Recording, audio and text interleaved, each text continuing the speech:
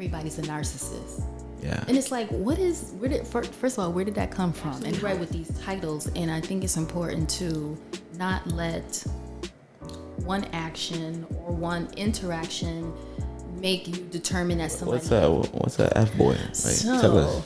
So I said, they're just disloyal, unreliable, cheats, lies, and manipulates, lacks direction in life, is physically, sexually, or emotionally abusive. So what we focus on is what will continue. What we focus on is what we will continue to see. And so if you have the mindset that there are good black men out there, then that's what will happen. Right. Did you make that? Nah. Oh, okay. Yeah, I didn't make that song, but it's just like instrumental from. I like it. Yeah. Appreciate it. Hey, what's good, man? Welcome to Eat, Sip, and Chow podcast with your one and only Glory. Boy, you know, I have a special guest in the house. Very, very special guest. So before she goes ahead and just introduce herself, just go ahead and hit the subscribe button. And don't forget to like, share, and also hit that notification button at the end of the video, just for future videos and stuff like that, all right? So, yeah. I'm gonna let you go ahead and just introduce yourself so that way people can get to know exactly who you are before we just jump into the podcast, you know, the interview. Okay, first, thank you for having me on your podcast. My pleasure. Honored. My name is Kathleen, and I am a lot of different things.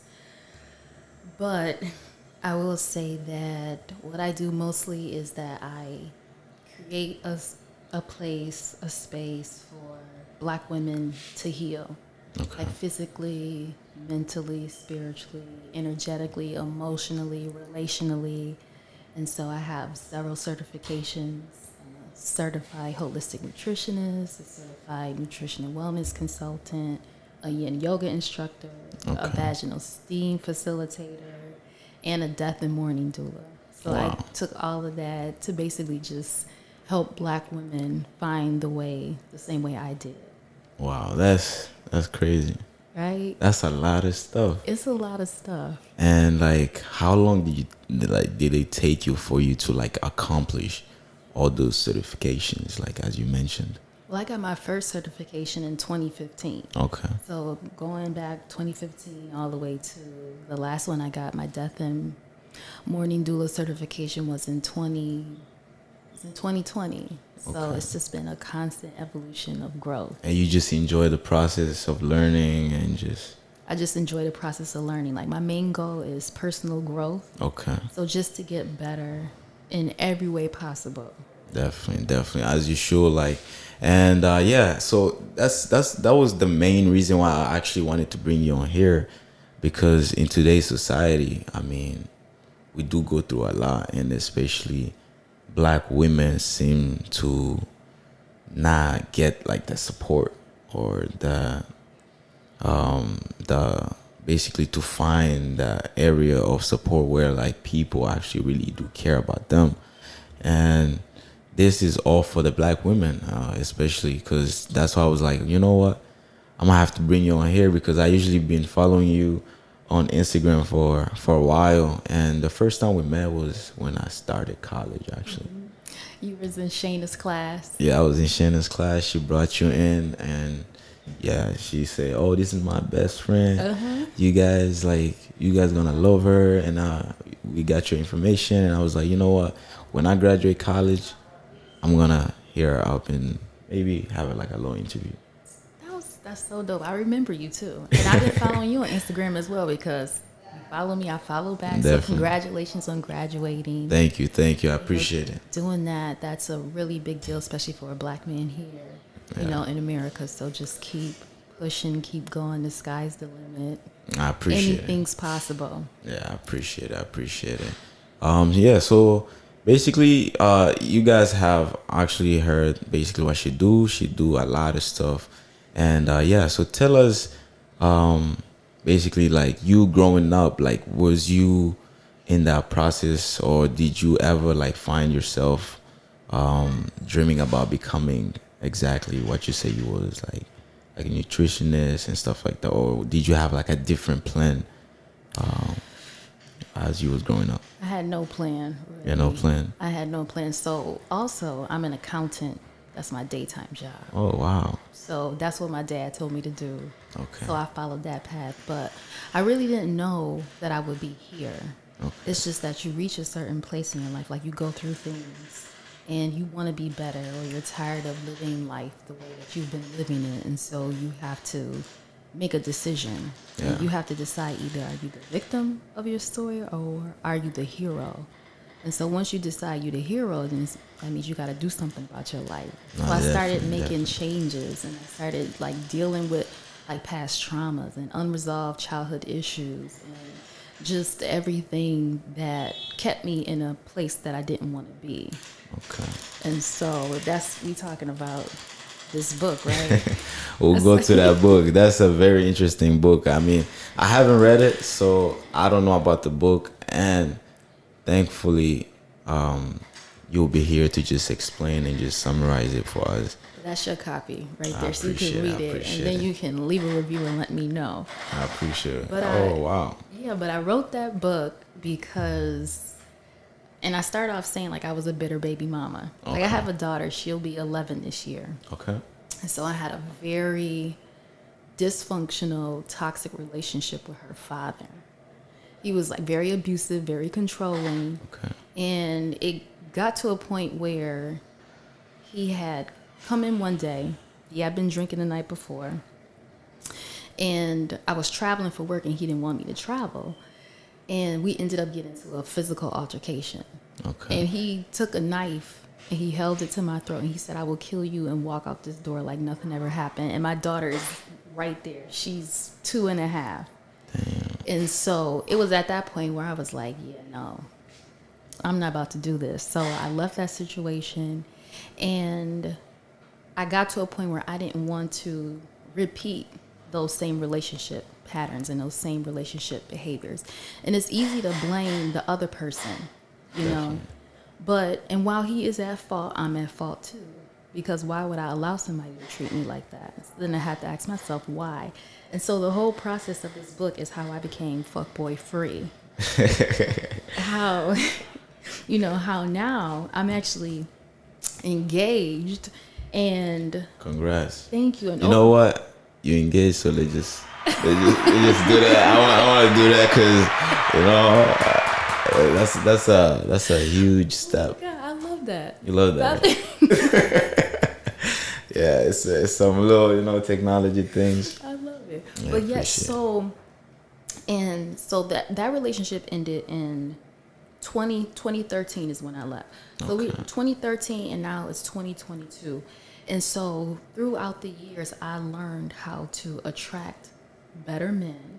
Okay. I learned how to be a better woman to attract a better man.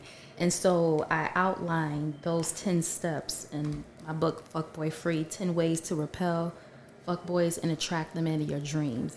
And so it's not bashing men in any type of way. I don't believe in doing that because Respect. I believe the black man is God, so we don't do that. We're not bashing men. Gotcha. But it's just like, it's like a catchy title. So that's why. Yeah, that's what got me saying, like, you know what? I need her on my podcast. Because this book, I'm going to read it. I'm going to read it for sure. And thank you so much for, like, the copy. So, like, and in today's generation, I mean, I don't know about your generation, but I'm saying for my generation. What you trying to say? I'm old? Oh, no. No. Nah. We ain't that big of an age. Yeah. But seriously, like, as you can see, like, nowadays, it's like they give out titles like, oh, this is a fuckboy, oh, this is not a fuckboy, oh, you look like a fuckboy. And I want to get to understand exactly, like, were you able to, like, describe within your book, like, how a fuckboy looks like, how like they approach you, things like that, because I want to get to know it, like, in the most educational way, you know. So that way I understand, like, oh, okay, when a female dude really points out, like, this is a fuckboy, okay. Right. You know, you're absolutely right, because nowadays everybody's a narcissist. Yeah. And it's like, first of all, where did that come from? And how is just everybody, one person does one thing. Oh, he's a narcissist. Oh, and so you're absolutely right with these titles. And I think it's important to not let one action or one interaction make you determine that somebody is one way or another. But there's a pattern of behavior that determines if that person is a F-boy or a narcissist or whatever. Definitely. So in the book I list what a F-boy is. And what's a F-boy? Like, tell us.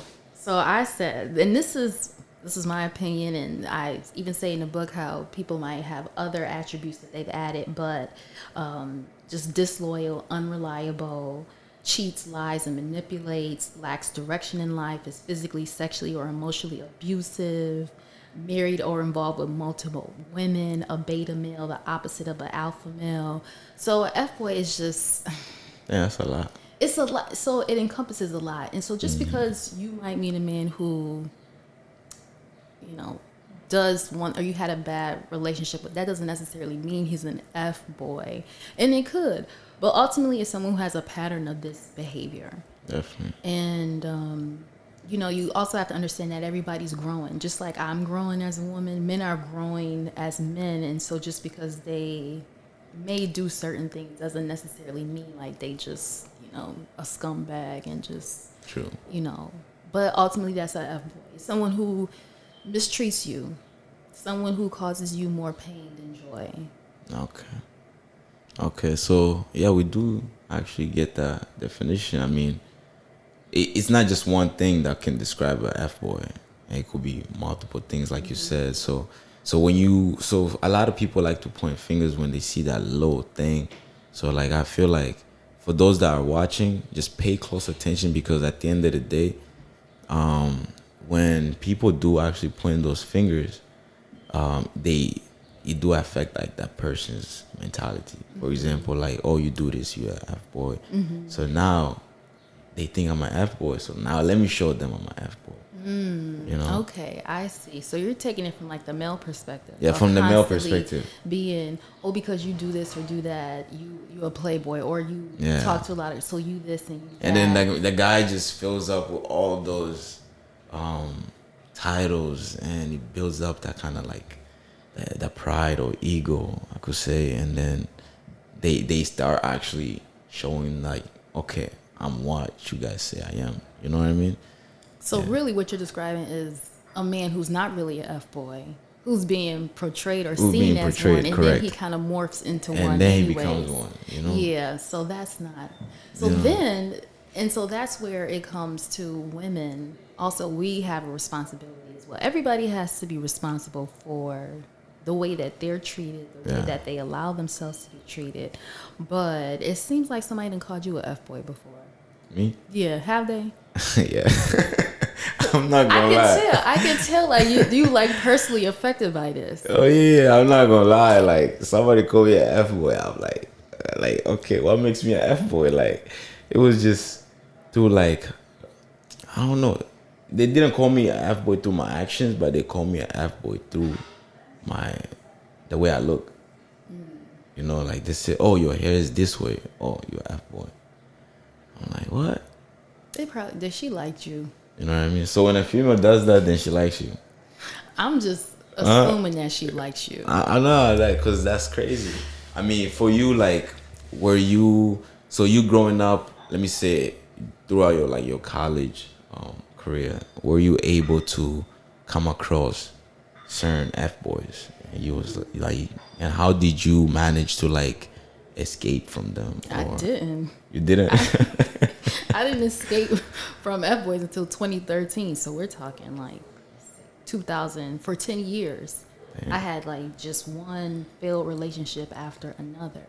But also I will say that because I was damaged in a way or unhealed, what you described, I did that to certain men. Like certain men who wanted to be with me or who weren't F-boys. I just kind of projected that onto them. Yeah. And so what happens is you become defensive. And so now everybody becomes the bad guy. And now you place these walls up, and now men have to kind of jump over them or jump through these hoops to prove that they're not. So it's relationships, you know, it can get really difficult to navigate, especially when you're younger, you know. Definitely. But so I'm just guessing. I'm not really guessing. I can tell that whoever said this about you, they probably really liked you. Yeah. You wasn't interested, really.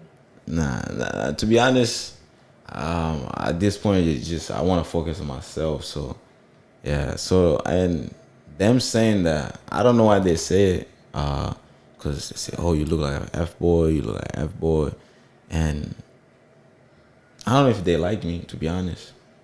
But them saying it's like it just came out of nowhere, you know. And you said like when you was in college, like you used to do the same thing. Like you would say, "Oh, F boy, F boy, F boy," and I'm not gonna lie, that kind of like I became kind of defensive.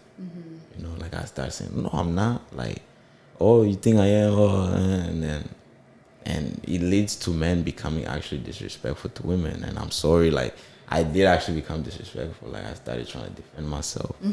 And what's the best way to respond to a female when they project you as like an F boy?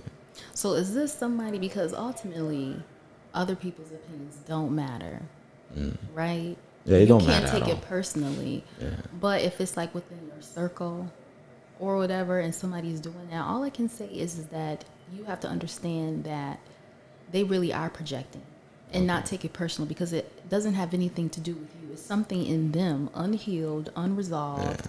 They're angry, bitter, resentful about something, and instead of actually dealing with that, it's easier, you F boy, or you this, or you that, instead of dealing with what's going on with you. So if you're able to, and it's difficult to do that, because when somebody's like attacking your character or calling you something that you're not, your initial reaction is to say, no, that's not me. What is you doing? Yeah, And definitely. you, like you said, you want to defend yourself, you want to get defensive, and sometimes you might have to be what's perceived as disrespectful. But if you could, which I know you have the ability to kind of take the higher role and to see above it, just be like, whatever. Yeah.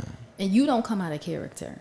Oh yeah, I try to like basically compose myself when it comes to like stuff like that. And I think when that happened, I was like a sophomore. Yeah, like a sophomore in college. So, and the more I grew up, the more I realized like people gonna always have things to say, and the only way to like you said, the only way to avoid them is just, you know, just looking at them as if they have something unheld inside of them, you know. So and also, and this is something to take into account too, is that Black Americans, I don't know if this young lady was a Black American. Oh, she was Black. Okay, so you Yeah, I'm all for the Black women, to be honest. Like, but Black American, there is a disconnect between like Africans and then Black Americans, especially if it comes to relationships. In college, I dated a lot of African men. Okay. That was like literally. Did you like them? So that'd be like another good discussion for a podcast, because I did. And so but I think also they're different. You guys, African men are different from Black. And I shouldn't just say African, but there's like West African, there's, you know, so I don't want to just generalize and say that. But for the sake of ease, I will say that there's a learning curve in African men and Black American women and how we interact. So that I think might play a role into too, because you African men are not generally F boy. Yeah. That's not the African culture. men don't cheat, man. Is there like a sound effect or something you can do for that? Yeah, I got like that. Crickets.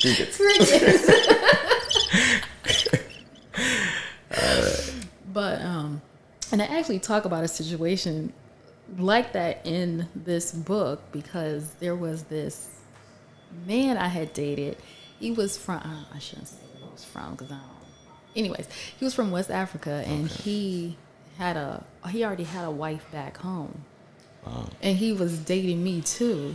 And then he just kind of dumped me when she finally got her paperwork to come over here. Wow. How did you feel? So, like, Oh, I was devastated.